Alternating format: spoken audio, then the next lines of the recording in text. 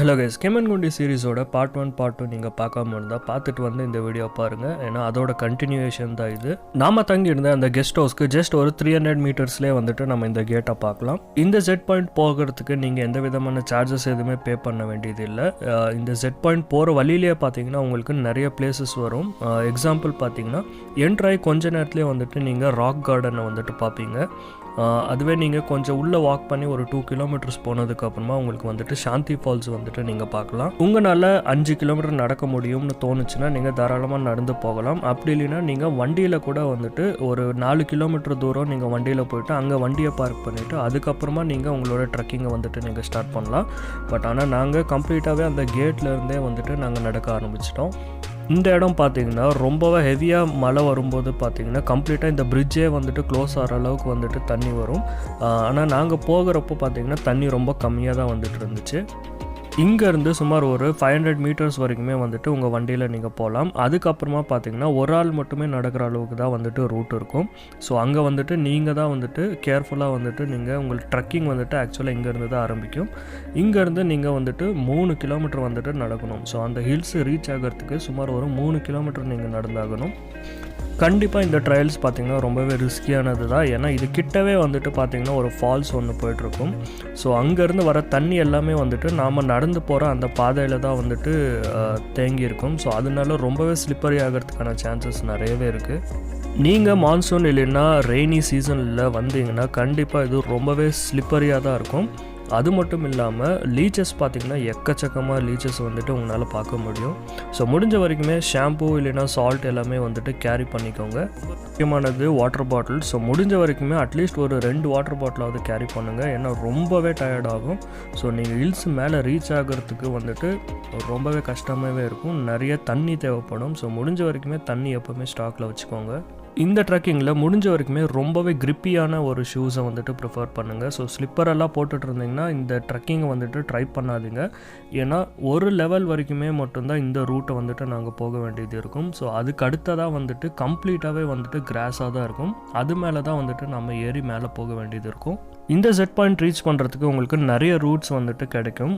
எல்லாமே பார்த்திங்கன்னா கம்ப்ளீட்டாகவே இந்த மாதிரி கிராஸில் தான் வந்துட்டு கவர் ஆகிருக்கும். ரொம்பவே ஸ்லிப்பரியாகவும் இருக்கும். அது மட்டும் இல்லாமல் நிறைய புல் இருக்கிறதுனால நீங்கள் கிரிப்பான ஷூஸ் போட்டிங்கன்னா தான் வந்துட்டு உங்களால் கிளைம் பண்ணி மேலே போக முடியும். ஸோ நீங்கள் பார்த்தாவே தெரியும், ஒரு ஆள் மட்டும்தான் நடக்கிற அளவுக்கு தான் வந்துட்டு ரூட் இருக்கும். ஸோ ஒன்ஸ் 1% போனதுக்கப்புறம் தான் பின்னாடி ஒவ்வொருத்தராக வந்துட்டு போக முடியும். நான் அட்வைஸ் பண்ணுறது என்னென்னா, நீங்கள் ஜெட் பாயிண்ட் அந்த கேட்லேருந்து உள்ளே வந்துட்டு 3 கிலோமீட்டர் வந்துட்டு நீங்கள் நடக்க தேவையில்லை. முடிஞ்ச வரைக்குமே நீங்கள் வண்டியிலே வந்துடுங்க. வண்டியில் வந்து வண்டி எவ்வளோ தூரம் வருமோ அவ்வளோ தூரம் வந்துட்டு அங்கேயே வண்டி நிறுத்திட்டு அதுக்கப்புறம் உங்கள் ஜெட் பாயிண்ட் ட்ரெக்கிங்கை வந்துட்டு ஸ்டார்ட் பண்ணலாம். ஸோ நாங்கள் பண்ண பெரிய தப்பு என்னென்னா, நாங்கள் கேட்லேருந்தே வந்துட்டு நடந்து வர ஆரம்பிச்சிட்டோம். ஸோ ஆல்ரெடி அங்கேயே ஒரு 3 கிலோமீட்டர் நாங்கள் நடந்துட்டோம். அது மட்டும் இல்லாமல் இந்த ட்ரெக்கிங் ஸ்டார்ட் ஆகிற அந்த எக்ஸாக்ட் பிளேஸ்லேருந்து திரும்பவும் ஒரு 4 கிலோமீட்டர் நடக்கணுன்றது ரொம்பவே கஷ்டமான விஷயம். ஃபைனலி ஒரு வழியாக வந்துட்டு நாங்கள் டாப்புக்கு வந்தாச்சு. ஸோ இங்கேருந்து அந்த வியூ எப்படி இருக்குன்ட்டு நீங்களே பாருங்கள்.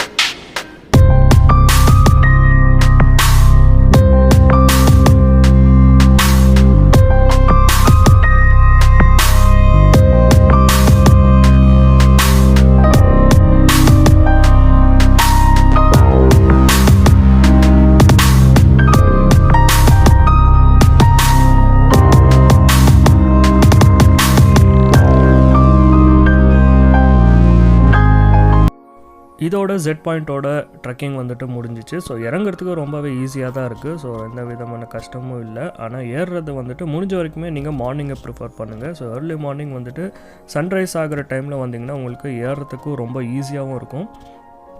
இந்த மலைக்கு ஜெட் பாயிண்ட்டுன்னு எதனால் பேர் வந்துச்சுன்னு பார்த்தீங்கன்னா, நீங்கள் டாப்பில் போயிட்டு அந்த மவுண்டனோட ஷேப் வந்துட்டு ஒரு ஆங்கிள்லேருந்து பார்த்தீங்கன்னா அது ஜெட் ஷேப்பில் இருக்கும். அதனாலேயே வந்துட்டு அதுக்கு ஜெட் பாயிண்ட்டுன்னு வந்துட்டு பேர் வந்துச்சு. இந்த ரூட் எவ்வளோ டேஞ்சரஸ்ன்னு சொல்லிட்டு இப்போ வந்துட்டு உங்களுக்கு அந்த கொஞ்சம் க்ளோஸ்அப்பில் நான் காட்டுறேன். ஸோ நீங்களே பாருங்கள். இங்கே ரைட் சைடில் ஃபுல்லாகவே பார்த்தீங்கன்னா டீப்பாக தான் இருக்கும். இங்கே நிறைய கிராஸ் இருக்கிறதுனால அதோட டீப்பை வந்துட்டு உங்களால் கிளியராக பார்க்க முடியாது. பட் ஆனால் பிடிச்சிக்கிறதுக்கு எந்த ஒரு கிரிப்புமே எதுவுமே இருக்காது. இங்கேருந்து தெரியுதான்னு தெரியல. பட் ஆனால் பார்த்தீங்கன்னாவே உங்களுக்கு ஒரு ஐடியா வரும். ஸோ இந்த பக்கமாக நம்மளுக்கு சப்போர்ட்டுக்குன்ட்டு எதுவுமே கிடையாது. ஸோ கம்ப்ளீட்டாக நம்ம பேலன்ஸ் ஃபுல்லாக இந்த சைடு வச்சு தான் வந்துட்டு நடக்க வேண்டியது இருக்கும்.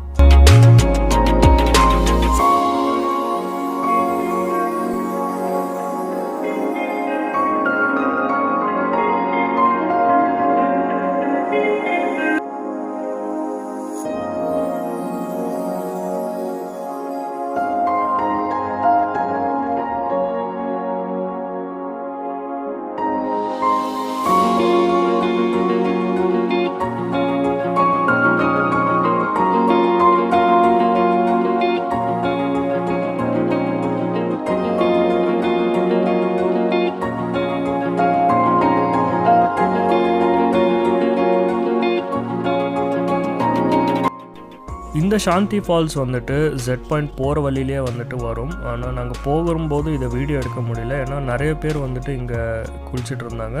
ஸோ அதனால் ரிட்டர்ன் வரும்போது எடுக்கலான்னு சொல்லிட்டு எடுத்தோம். ஸோ அந்த வீடியோ தான் இது. ரொம்ப பெரிய ஃபால்ஸ் ஒன்றும் கிடையாது, ரொம்ப சிம்பிளாக தான் இருக்கும். நீங்கள் 2 வீலரில் வந்தீங்கன்னா இவ்வளோ தூரம் வந்துட்டு நீங்கள் வண்டியில் வரலாம். இதுக்கு அப்புறமா வந்துட்டு நீங்கள் ஜெட் பாயிண்ட் வந்துட்டு ட்ரெக்கிங் ஸ்டார்ட் பண்ணலாம். நாங்கள் பண்ண ஒரு பெரிய தப்பே அதுதான், வண்டியில் வராதது. ஜெட் பாயிண்ட் முடிச்சுட்டு நாங்கள் அடுத்ததாக வந்துட்டு ரூமுக்கு போயிட்டு செக் அவுட் பண்ணிவிட்டு ரிட்டர்ன் வந்துட்டு நாங்கள் பெங்களூருக்கு வர ஆரம்பிச்சிட்டோம். ஆன் த வேல வந்துட்டு ஒரே ஒரு ஃபால்ஸ் இருக்கிறதா கேள்விப்பட்டோம், கல்ஹத்தி ஃபால்ஸ்ன்னு சொல்லிட்டு. ஸோ அதை பார்க்கலான்னு சொல்லிட்டு நாங்கள் அந்த மேப்பில் போட்டு டைரெக்ஷன் போட்டு நாங்கள் கிளம்ப ஆரம்பிச்சிட்டோம். இப்போ பார்த்துட்டு இருக்கிறது பத்ரா டைகர் ரிசர்வ். அது நான் ஆல்ரெடி நீங்கள் போன வீடியோவில் பார்த்துருப்பீங்க எவ்வளோ மோசமாக இருக்குதுன்னு சொல்லிட்டு. அந்த ரோடு கடந்து நம்ம கீழே இறங்கும்போது நம்மளுக்கு வந்துட்டு ஒரு 10 கிலோமீட்டர் இறங்கி வந்தது உடனே வந்துட்டு நம்மளுக்கு கல்ஹத்தி ஃபால்ஸோட என்ட்ரன்ஸ் வந்துட்டு நம்ம பார்க்கலாம். இந்த கல்ஹத்தி ஃபால்ஸ் வந்துட்டு கல்லத்கிரின்ற ஒரு மெயின் ஃபால்ஸ், அதாவது பெரிய ஃபால்ஸ் ஒன்று இருக்கும். ஸோ அது பேர் தான் வந்துட்டு கல்லத்கிரி ஃபால்ஸ். அங்கேருந்து வந்துட்டு ஒரிஜினேட் ஆகி கீழே வர்ற தண்ணி தான் வந்துட்டு இந்த கல்லத்தி ஃபால்ஸ். இது வந்துட்டு பார்த்திங்கன்னா ஒரு கோயிலுக்கு நடுவில் வந்துட்டு இந்த ஃபால்ஸ் இருக்கும். என்னோடய லிஸ்ட்டில் பார்த்திங்கன்னா இந்த ஃபால்ஸ் கிடையாது. பட் ஆனால் ஆன் த வேல வந்துட்டு நாங்கள் பார்த்ததுனால சரி ரிட்டர்ன் வரும்போது கவர் பண்ணிக்கலான்னு சொல்லிட்டு போனோம். ஸோ அதே மாதிரி ரிட்டர்ன் பெங்களூர் போகிறப்போ இந்த ஃபால்ஸை விசிட் பண்ணி போயிடலான்னு போக ஆரம்பித்தோம்.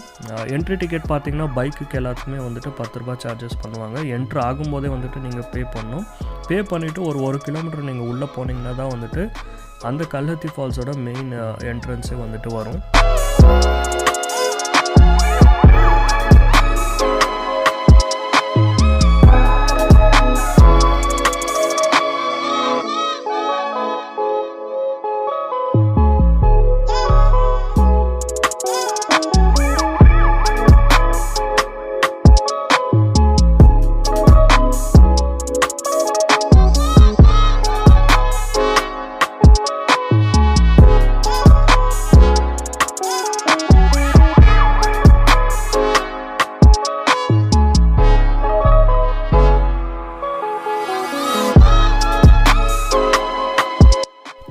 எனக்கு இந்த ஃபால்ஸ் வந்துட்டு நான் இமேஜில் பார்க்கும்போது, கூகுள் இமேஜில் தேடி பார்க்கும்போதே வந்துட்டு எனக்கு அவ்வளோவா வந்துட்டு இம்ப்ரெஸ் ஆகலை. பட் ஆனால் சரி ஆன் த வேல இருக்குதுன்னு சொல்லிட்டு தான் நாங்களே வந்தோம். ஆனால் பார்த்திங்கன்னா நிறையவே க்ரௌட்ஸை வந்துட்டு நம்மளால் பார்க்க முடியுது. முக்கியமாக பார்த்திங்கன்னா எல்லாமே ஃபேமிலியாக தான் வந்துட்டு இருந்தாங்க. அதுக்கு முக்கியமான ரீசன் என்னென்னு பார்த்திங்கன்னா இங்கே இருக்கிற கோயில் தான். நிறைய பேர் வந்துட்டு ஃபேமிலியோடு வந்துட்டு எங்கள் கோயிலில் வந்துட்டு அந்த ஃபால்ஸில் குளிச்சுட்டு அப்படியே அந்த கோயிலுக்கும் போயிட்டு வந்துட்டு நிறைய பேர் வராங்க. இங்கே வந்துட்டு உங்களோட ஃபுட்வேர் எல்லாமே வந்துட்டு நீங்கள் இந்த ஸ்டாண்டில் போட்டுட்டு தான் போகணும். அதுக்கு நீங்கள் எதுவுமே பே பண்ண வேண்டியதில்லை. இந்த ஃபால்ஸ் பார்த்திங்கன்னா பெருசாக ஒன்றுமே இல்லை, ஆனால் நிறைய ஃபேமிலியெல்லாம் வந்துட்டு குளிச்சுட்டு இருந்தாங்க. அது மட்டும் இல்லாமல் எங்களுக்கு குளிக்கிறதுக்கான ஐடியாவும் இல்லை, ஏன்னா பெங்களூருக்கு இன்னும் 260 கிலோமீட்டர் ரைட் பண்ண வேண்டியது இருக்குது. ஸோ ரிட்டர்ன் வரும்போது வந்துட்டு சிக்மங்களூர் காஃபி மியூசியம் போகலான்னு சொல்லிட்டு வந்தோம். பட் ஆனால் அன்ஃபார்ச்சுனேட்லி சண்டே வந்துட்டு அது க்ளோஸுன்னு எங்களுக்கு தெரியல. ஸோ போய் பார்த்தோம் க்ளோஸாக இருந்துச்சு. ஸோ அப்படியே ரிட்டர்ன் வந்துட்டு நாங்கள் பெங்களூர் வந்துட்டோம். ஸோ இதோட எங்களோட கெம்மன்குண்டி சீரீஸ் வந்துட்டு இதோட முடியுது. ஸோ உங்களுக்கு பிடிச்சிருக்கும்னு நான் நம்புகிறேன். ஸோ உங்களோட ஃபீட்பேக்ஸை வந்துட்டு மறக்காமல் கமெண்ட் செக்ஷனில் லீவ் பண்ணுங்கள். அடுத்த வீடியோஸில் வந்துட்டு கண்டிப்பாக இன்னும் நிறைய இன்ட்ரெஸ்டிங்கான வீடியோஸ், ட்ராவல் வீடியோஸோட உங்களை நான் சந்திக்கிறேன். So thank you guys, love you all.